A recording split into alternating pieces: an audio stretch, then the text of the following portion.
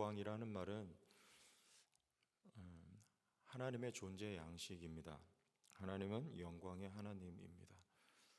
따라서 우리들은 그 하나님의 영광에 다가설 수 없고 범접할 수 없습니다. 시내산에 하나님의 영광, 이스라엘 백성들이 시내산에 다가설 수 없었던 그 하나님의 영광인데, 오늘 본문 말씀에 보면 그 영광이 어디에 나타나는가? 놀라운 대목입니다.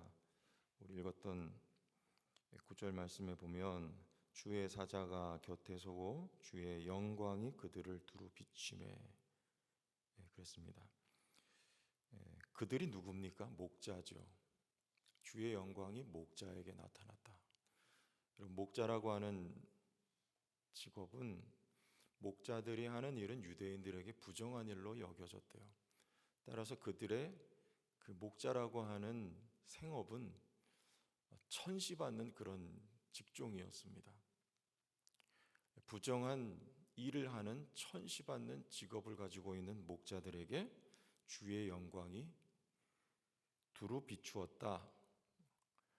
하나님의 임재를 표현하는 표현이죠. 하나님의 임재, 우리 어제도 배웠잖아요. 쉐키나라고 유대인들은 표현을 합니다. 하나님은 초월하시는 하나님일 뿐만 아니라 동시에 내재하시는, 그래서 이름을 무엇이라고 했습니까? 예수님의 이름을 어제 본문에도 나왔는데요, 임마누엘이라고 했죠. 우리와 함께 하시는 하나님이에요. 함께 하시는데, 여러분, 쉐키나라고 하는 것은요, 이스라엘 백성들의 그 생업이 무엇이었습니까? 출애굽기에 보면 바로가 요셉의 형제들에게, 창세기죠, 요셉의 형제들에게 물어봐요. 너희의 생업이 무엇이냐? 그랬더니 형제들이 대답합니다. 우리가 목자입니다. 그래요. 그런데 우리만이 아니라 우리의 조상들로부터 그렇습니다. 이렇게 말을 하죠. 부정하게 여겨졌던 일을 하는, 그리고 천시받았던 이스라엘 백성들 그 조상 때부터 그래요. 목자입니다. 그런데 출애굽기에 대미를 장식하는 40장에 여러분 어떤 내용이죠? 성막이 완성이 되고, 그리고 맨 마지막에 중요한 단어 표현 두 가지죠. 여호와의 회막에, 그리고 여호와의 영광이. 회막은 이스라엘 백성들 정중앙에 항상 위치하죠. 그리고 그들 가운데 여호와의 쉐키나의 영광이 구름의 형태로 임재하는 것이죠. 그들이 어떤 자들인데, 이스라엘 백성들이요, 천한 자들이잖아요. 그들의 직업이, 생업이 목축업입니다. 유목민들이에요. 그들 가운데 여호와의 영광이 임하는 거예요. 나는 스스로 있는 자니라. 거기서 두 가지 단어 이야기했죠. 비동사잖아요. 존재하신다는 말이잖아요. 누구와 함께 존재하십니까? 홀로 존재하시지만 그분은 항상 함께 존재하세요. 누구와? 자기 백성과 함께. 그게 바로 임마누엘입니다. 그런데 그래서 이렇게 말해요. 우리 12절 함께 읽어봐요. 시작. 너희가 가서 강보에 쌓여 구유에 뉘어 있는 아기를 보리니 이것이 너희에게 표적이니라. 뭐라 합니까? 표적이래요. 이 사인이라는 말이에요. 사인. 그가 그리스도인지 아닌지 알아볼 수 있는 사인이 뭐냐? 어디에 누워 있어요? 구유에 누워 있는 아기다. 과거에 우리나라에 암행어사 있었잖아요. 저가 암행어사인지 아닌지 알 수 있는 표적이 뭐였습니까? 어떻게 이렇게 잘하세요? 대답이 세 분이나 그냥 즉시 나오네. 마패를 쫙 내밀면 암행어사 출두요. 이 사인이에요. 예수가 그리스도인지 알아먹을 수 있는 사인이 뭐라고요? 여기 표적이 구유에 누워 있다는 거예요. 예수가 하나님의 아들인지 알아볼 수 있는 사인은 저 왕궁에 누여진 예수가 아니고요, 구유에 누여진 예수라는 말입니다. 이게 바로 쉐키나의 하나님의 영광이에요. 하나님의 영광은 낮고 천한 곳에 임한 하나님의 사랑으로 표현되는 것입니다. 어떻게 영광의 하나님이 목자들에게, 어떻게 이스라엘 백성들과 같이 천한 민족에게, 어떻게 여호와의 영광이 구유에 부정한 것과 천한 것과 함께 할 수 없는 여호와의 영광이 어떻게 함께 할 수 있느냐 말이에요. 여러분, 구유보다 더 누추한 게 어딜까요? 마가복음 7장 한번 보여주세요. 한번 읽고 넘어갈게요. 7장 21절부터 23절까지 함께 읽어볼까요? 속에서 곧 사람의 마음에서 나오는 것은 악한 생각 곧 음란과 도둑질과 살인과 간음과 탐욕과 악독과 속임과 음탕과 질투와 비방과 교만과 우매하니니 이 모든 악한 것이 다 속에서 나와서 사람을 더럽게 하느니라. 이 모든 악한 것이 어디서요? 사람의 마음이에요. 구유보다 더 추하고 더러운 것은 사람의 마음입니다. 그런데 그 마음에 누가 오셨습니까? 주님이 오셨대요. 요한복음 1장 14절에 말씀이 뭐가 돼요? 육신이 되셨대요. 거룩한 하나님이 천하고 낮은 육신이 되셨어요. 더더군다나 어디에 거하세요? 말씀이 육신이 되어 우리 가운데 거하세요. 이 장막을 친다는 뜻이라 그랬죠?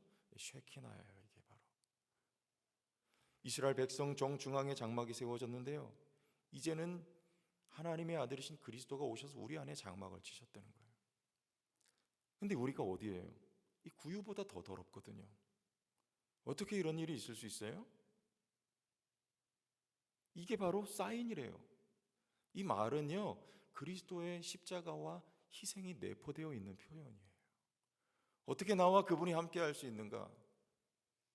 주님이 희생하심으로 하나님의 영광이 우리 가운데 임하게 된 거예요. 그래서 뭐라고 말합니까? 14절, 지극히 높은 곳에서는 하나님께 무엇이에요? 영광이요, 땅에서는 하나님이 기뻐하신 사람들 중에 평화로다. 하나님과 우리와 화평을 누리게 되었습니다. 관계 회복이 일어났습니다. 하나님과의 관계, 그리고 교회의 수평적인 관계.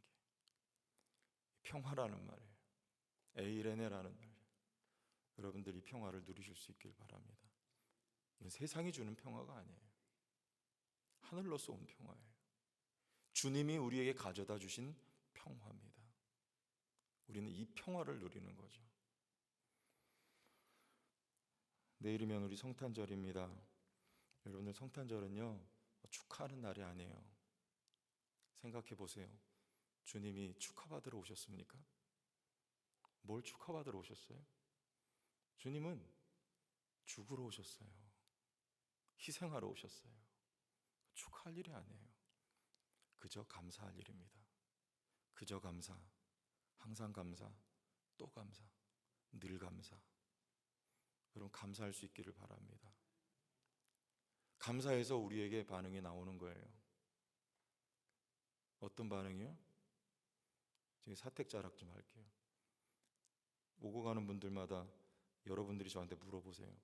사택 춥지 않습니까? 그래요. 여러분, 하나도 안 추워요. 왜냐하면 그 작년 겨울에 이 히터를 하나 들여놔 주셨는데, 무슨 히터냐면 그게 심야 전기로 데펴지는 히터예요. 그래서 새벽 예배 마치고 제가 들어가면요, 그 히터에서 뜨거운 바람이 샥 나오고 있어요. 그럼 거기다 등을 탁 이렇게 대고 앉아 있잖아요. 얼마나 등 따신지 몰라요. 그리고 또 성미도 주시잖아요. 등 따시고 배불러요, 이 겨울에. 그냥 얼마나 감사한지 모르겠어요. 그럼 제 마음에 어떤 마음이 드는 줄 아세요?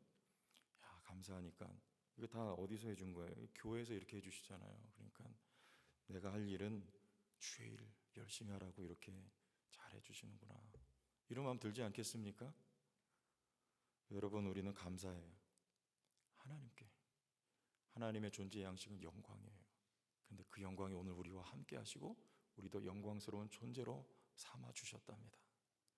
주의 은혜가 감사하여서 여러분들도 하나님께 영광을 돌리는 성탄절이 될 수 있었으면 좋겠어요. 어떻게 해요?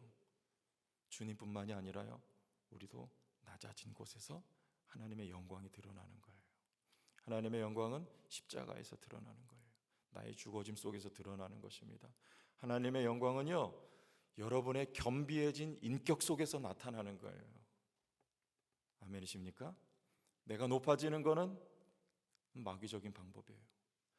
나는 겸비해지고 낮아지지만 주님은 십자가를 지셨지만 하나님은 그를 높여 하나님 우편에 앉히신 것처럼 하나님이 높여주시는 그 높임이 진정한 높임이에요. 여러분들 낮아지셔서 하나님께 영광을 돌리시고 하나님이 여러분을 높여주시는 은혜가 이 성탄의 계절에 있기를 주의 이름으로 축원합니다. 하나님 아버지, 감사와 찬송과 영광을 주께 올려드립니다.